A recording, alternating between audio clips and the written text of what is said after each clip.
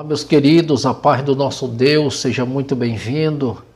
Que Deus possa abençoar de rica e poderosamente a vossa vida. Que o nosso Deus, o Deus de paz, o Deus de restauração, Deus que restitui, possa neste momento nos dar graça e nos concedendo-se mais oportunidade de louvar e engrandecer o seu nome. Palavra de Deus neste momento que o Senhor tem nos dado, falar sobre a palavra de restauração. Primeira carta do apóstolo Pedro, capítulo 5, versículo de número 10, onde o apóstolo Pedro ele diz: o Deus de toda graça, que o chamou para a sua glória eterna em Cristo Jesus, depois de terem sofrido por pouco tempo, os restaurará, e confirmará, os fortalecerá e os porá sobre firmes alicerces.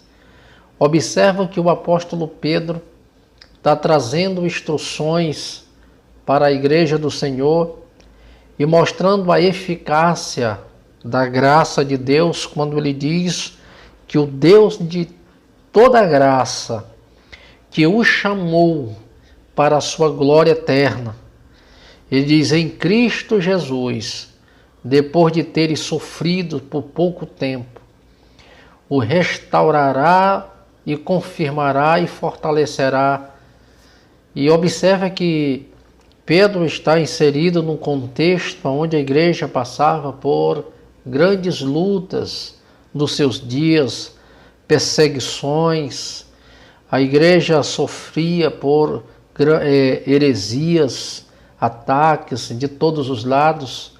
Mas Pedro traz uma palavra de ânimo, de restauração para os irmãos, que o Deus de toda graça que tinha chamado esses irmãos, que esse Deus que tinha escolhido Cristo Jesus, depois de terem sofrido, ele diz que há uma recompensa para aqueles que têm sofrido, se esmerado, têm passado por provações. Ele diz que tem sofrido por pouco tempo.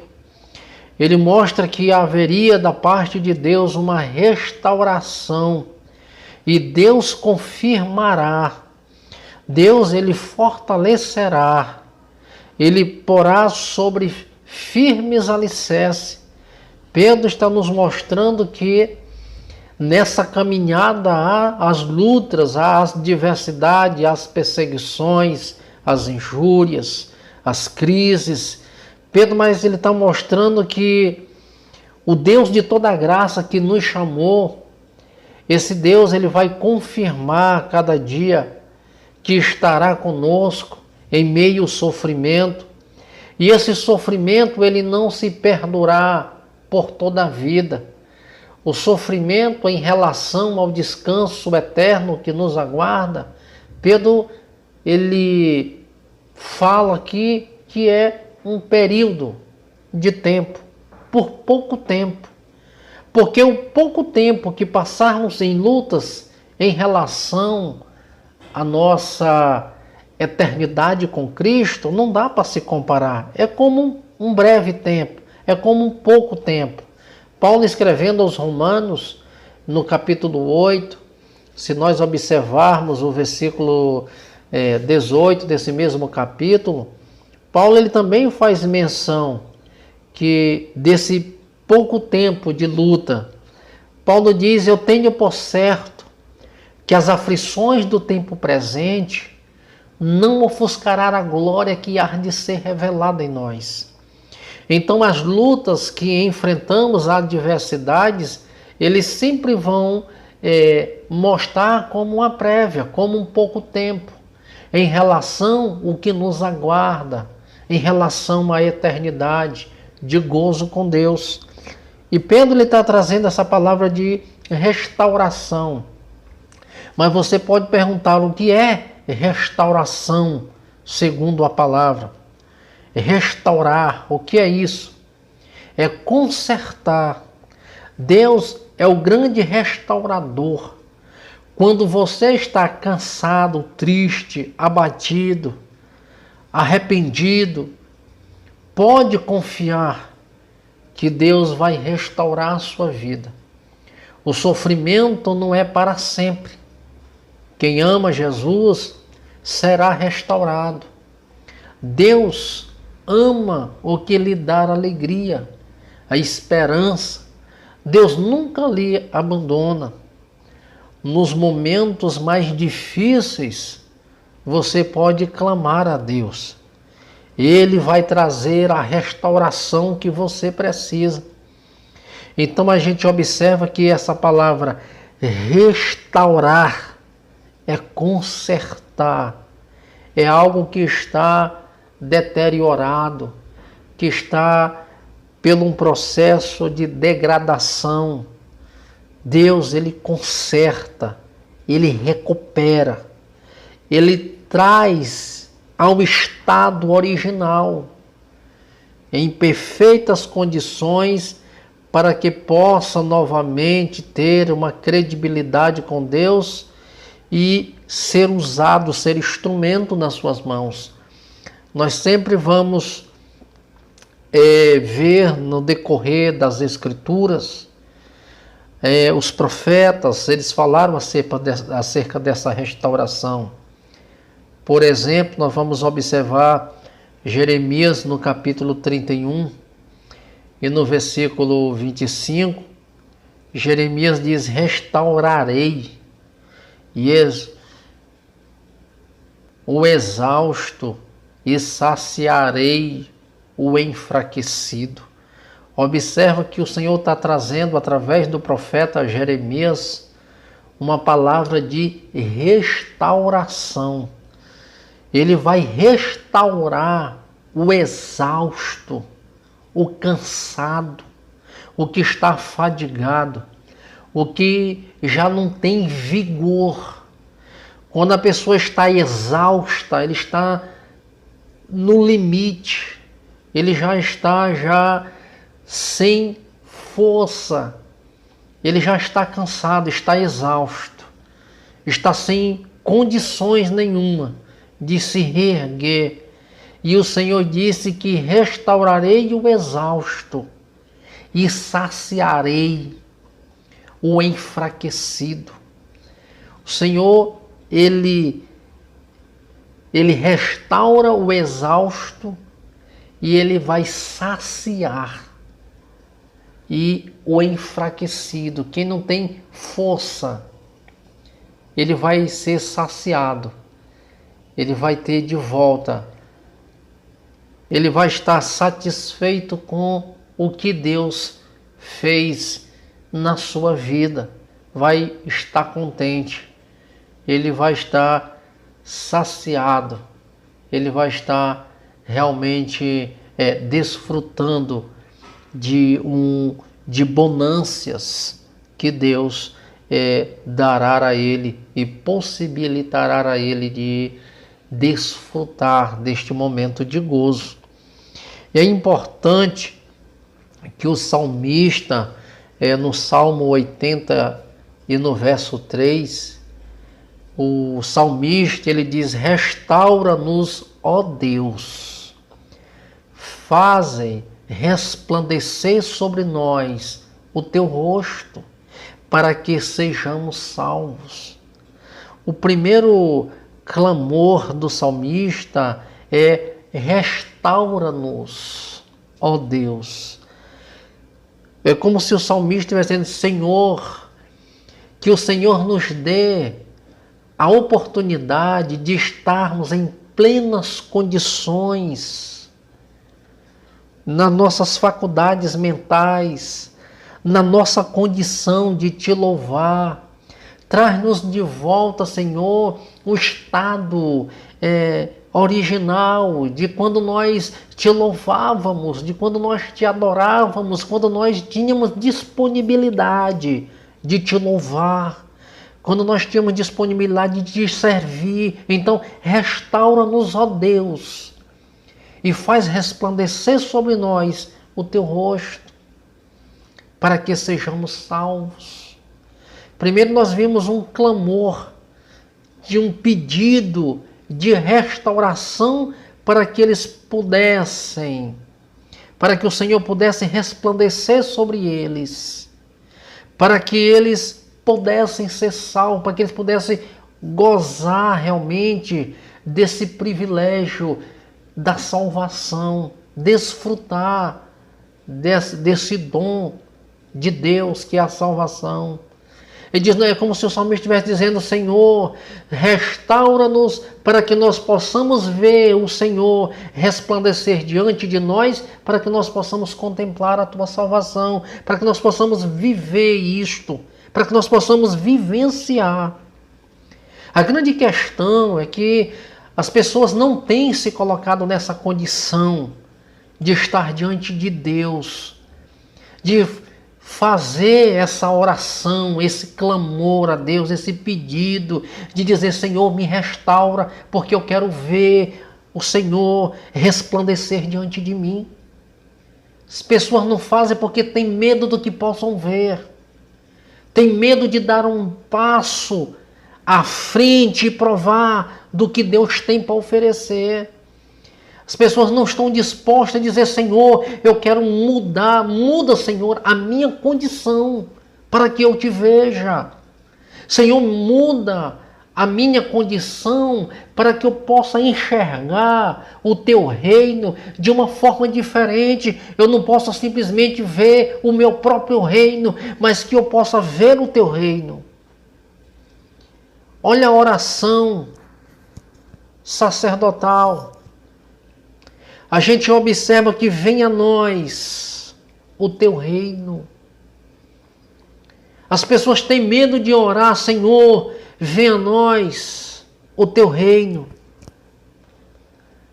E o salmista, ele clama por uma restauração para que o Senhor resplandecesse diante dele. Para que eles pudessem ver as maravilhas do Senhor, que eles pudessem ver o rosto do Senhor. Para que eles pudessem contemplar as maravilhas de Deus e eles provarem do privilégio, do dom, do que é a salvação. O salmista, ele faz esse clamor porque é algo que todo ser humano deseja e deve ser desejável, deve ser realmente a vontade que todo ser deve ter diante de Deus, essa carência da presença e buscá-la. Está disposto a buscá-la, essa presença e dizer, venha a nós, ó Deus. Venha, resplandeça diante de nós. O salmista no Salmo 51 e no versículo 12, de alguém que já provou, de alguém que já presenciou essa salvação, alguém que Deus já resplandeceu diante dele e ele não consegue mais viver sem isso. A grande verdade é de alguém que nunca experimentou e tem medo de experimentar. A outra verdade é de alguém que já experimentou e não consegue mais viver sem a presença. O salmista no Salmo 51, ele não conseguiu mais viver sem a presença. E quando ele percebeu que a presença de Deus estava se afastando dele, ele diz, devolve-me a alegria da tua salvação e sustenta-me com o espírito pronto e a obedecer. Tem algumas versões que diz, devolve-me a alegria da salvação. O importante é que o salmista no Salmo 51, ele já não consegue mais viver sem a presença de Deus, sem provar mais. Provando uma vez dessa salvação, ele diz, eu não consigo mais viver sem ela. Devolve-me, Senhor, a alegria da salvação. A salvação, ela promove em nós alegria. A salvação promove em nós gozo. A salvação, ela promove em nós conforto, consolo. E as pessoas não entendem por quê que nós declaramos, nós somos salvos. Somos salvos sim. Somos salvos do juízo. Nós somos salvos da ira de Deus. E sendo uma vez salvo do juízo, da ira de Deus, promove em nós a salvação, conforto, segurança. E constantemente ou consequentemente nós estamos buscando e zelando por essa salvação, buscando a cada dia uma santificação. Isso é salvação. E o salmista, ele diz: devolve-me a alegria da tua salvação e sustenta-me com um espírito pronto a obedecer. O salvo obedece. O salvo submete à vontade do Senhor. O salvo não anda questionando isso, aquilo, porque aquilo. O salvo, ele está pronto para obedecer e agradecer a Deus, porque ele prova diuturnamente da alegria da salvação. E quando ele percebe que o que ele está fazendo não está em concordância com o que a palavra diz, com o que Deus deseja, quando ele percebe que isso não tem uma harmonia, ele diz: Senhor, devolve-me a alegria da salvação. Eu não quero perder, Senhor, a sensibilidade do Espírito.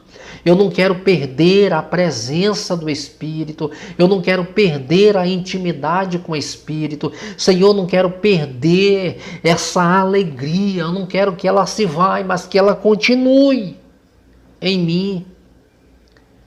O importante é que Atos dos Apóstolos, no capítulo 3, do versículo 19 em diante, a palavra de Deus diz assim: arrependam-se, pois e voltem-se para Deus, para que os seus pecados sejam cancelados, para que venham tempos de descanso da parte do Senhor.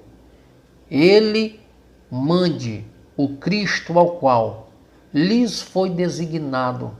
Jesus é necessário que ele permaneça no céu até que chegue o tempo em que Deus restaurará todas as coisas, como falou há muito tempo por meio dos seus santos profetas.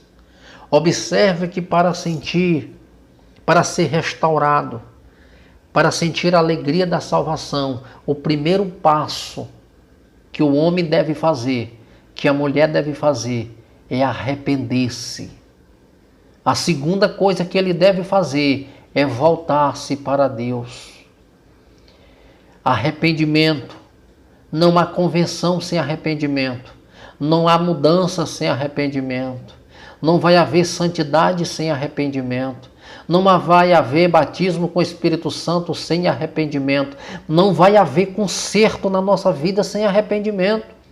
Primeiro passo, arrepender, depois voltar. Apocalipse, João escrevendo em Apocalipse, ele diz assim: lembra, pois, de onde caíste, arrependa-te e volta, e pratique as primeiras obras. E a palavra de Deus aqui em Atos 3, no discurso de Pedro: arrependam-se, pois voltem-se para Deus, para que os seus pecados sejam cancelados. Alguém pode dizer assim: eu não tenho do que me arrepender. Todo homem tem do que se arrepender, porque o homem foi originado no pecado, lá do Éden, pecado original. Quando Adão caiu, toda a humanidade caiu com Adão. Todos, sem exceção. Paulo, no capítulo 3 de Romanos, ele fala isso, a partir do versículo 9. Todos pecaram. E diz que não havia nenhum justo, não havia ninguém que buscasse a Deus. Versículo 23 desse mesmo capítulo diz: todos pecaram e destituídos estávamos da glória. Então há uma necessidade eminente, sim, do homem se arrepender e voltar para Deus. 1 João, Nós vamos ver a carta de João, na primeira carta do apóstolo João, capítulo 1, o versículo 8. Se dissermos que não temos pecados, mentimos-nos. Mentimos-nos. E não há verdade em nós.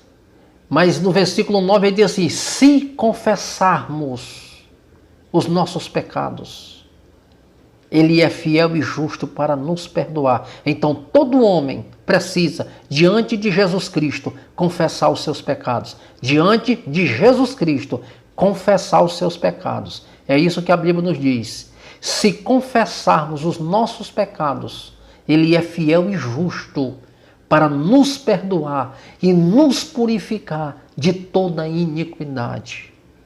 É por isso que Pedro está dizendo: arrependam-se e voltem para Deus, para que seus pecados sejam cancelados. Em algumas versões diz, para que sejam perdoados. Para que seus pecados sejam perdoados. Para que venha o tempo do refrigério. Observe que o tempo do refrigério só vem depois do arrependimento, só vem depois de uma volta, só vem depois da confissão de pecado. Aí é que você vai vir o tempo do refrigério. Você vai desfrutar de coisas boas. Você vai desfrutar do que Deus tem reservado para você. Aí você vai sentir uma alegria, como do salmista no Salmo 51.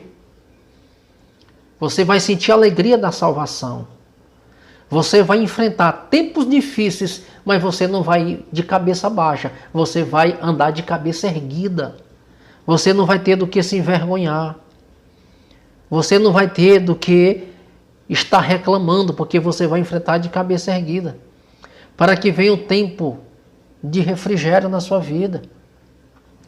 E é importante e que Pedro fala que vem o tempo de refrigério, e algumas versões diz que vem o tempo do descanso da parte do Senhor. Ele manda o Cristo, o qual lhe foi designado, Jesus. Ele é necessário que ele permaneça no céu até que chegue o tempo em que Deus restaurará todas as coisas, como falou há muito tempo, por meio dos seus santos profetas.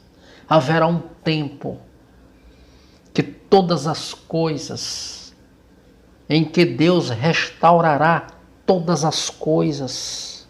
Chegará um tempo que todas as coisas, elas voltarão ao seu estado original. Todas as coisas, a natureza, o homem, tudo. Porque Jesus disse: eu vim buscar e salvar o que se havia perdido. Se nós fôssemos falar do que se havia perdido, começando de tudo que aconteceu ali no Éden, quando Adão caiu, todos sofreram com o pecado de Adão. Todas as coisas lá no Éden, ela tinham seu estado original. Depois da queda, todas as coisas, elas sofreram o efeito do pecado. Todas as coisas sofreram, passaram por mudanças. E quando Pedro lhe diz que quando Cristo vier e restaurará todas as coisas, como falou há muito tempo por meio dos santos profetas, Deus dará tudo ao seu estado original. Nós estamos falando de restauração. Deus restaurará o homem e restaurará todas as coisas. Que Deus possa assim te abençoar e te dar graça, que você possa meditar nessa palavra, que você possa estar atento para o que Deus está falando. João, no capítulo 10, no versículo 10, João faz uma declaração e diz: o ladrão vem apenas para roubar, matar e destruir. Eu vim para que tenham vida e tenham plenamente. Em algumas versões diz assim: e tenham vida e vida em abundância. João diz: olha, a única finalidade do ladrão é apenas para roubar. Ele mata e ele destrói. Mas Jesus, ele não vem matar, nem roubar e nem destruir. Jesus é o oposto. Ele diz: eu vim para que tenham vida e a tenham em abundância. Ele quer que você seja enriquecido da sua presença, da sua glória. Que você seja enriquecido da graça de Deus. Você tenha abundância de graça. Uma palavra de Deus, de conforto, de consolação. Você tenha algo de Deus para oferecer. Tenha vida em abundância. É viver como Cristo ordena na sua palavra para que você viva, com integridade. Viva e desfrutem do que Deus tem proporcionado para você. Que Deus possa te abençoar e te dar muita graça, em nome de Jesus. Você que ainda não é inscrito no nosso canal, se inscreva, compartilhe esta mensagem para que mais pessoas possam ter condições de estar ouvindo o Evangelho. Quando você compartilha, o seu amigo que talvez nunca foi a uma igreja e assistiu um culto, mas ele tem a oportunidade de ouvir a palavra de Deus por sua causa, porque você compartilhou uma palavra de Deus, edificou tanto a sua vida